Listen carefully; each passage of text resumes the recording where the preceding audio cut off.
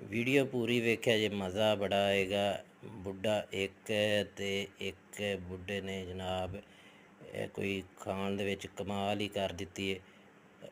ਇਸ ਤਰ੍ਹਾਂ ਠੋਸਦਿਆਂ ਇਹ ਬਣਾਈ ਵੀ ਜਾਂਦਾ ਹੈ ਅਤੇ ਲੱਗਦਾ ਹੈ ਗਰਮ ਖਾ ਰਿਹਾ ਹੈ, ਠੰਡਾ ਖਾ ਰਿਹਾ ਹੈ, ਪਤਾ ਨਹੀਂ ਕਿਸ ਤਰ੍ਹਾਂ ਦੀ। ਕੋਈ 10 ਬੰਦਿਆਂ ਜਿੰਨਾ ਤਾਂ ਲੱਗਦਾ ਹੈ ਰੱਖੀ ਬੈਠਾ, ਅਤੇ ਮੈਨੂੰ ਲੱਗਦਾ ਹੈ ਸਾਰਾ ਹੀ ਖਾਇਆ ਜਾਏਗਾ।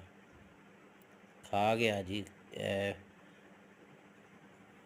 ਮਸਾਲੇ ਹੋਏ ਹੋਏ ਹੋਏ ਹੋਏ ਹੋਏ ਸਬਜ਼ ਮਿਰਚ ਵਾਸੇਫ ਵਾਹ ਵਾਹ ਵਾਹ, ਉਹ ਠੋਸ ਰਿਹਾ ਓਏ ਓਏ ਓਏ ਓਏ ਓਏ। ਹੈ ਇੱਕ ਜਣਾ ਅਤੇ ਕੋਈ 10 ਕੁ ਬੰਦਿਆਂ ਦਾ ਜਿਹੜਾ ਹੈ ਨਾ ਇਹ ਮਾਲ ਮਿਕਸ ਕਰਕੇ ਅਤੇ ਇਹ ਰੋਲ ਬਣਾ ਕੇ ਖਾ ਗਿਆ ਜੀ। ਬਾਕੀ ਵੀ ਨਹੀਂ ਛੱਡਦਾ।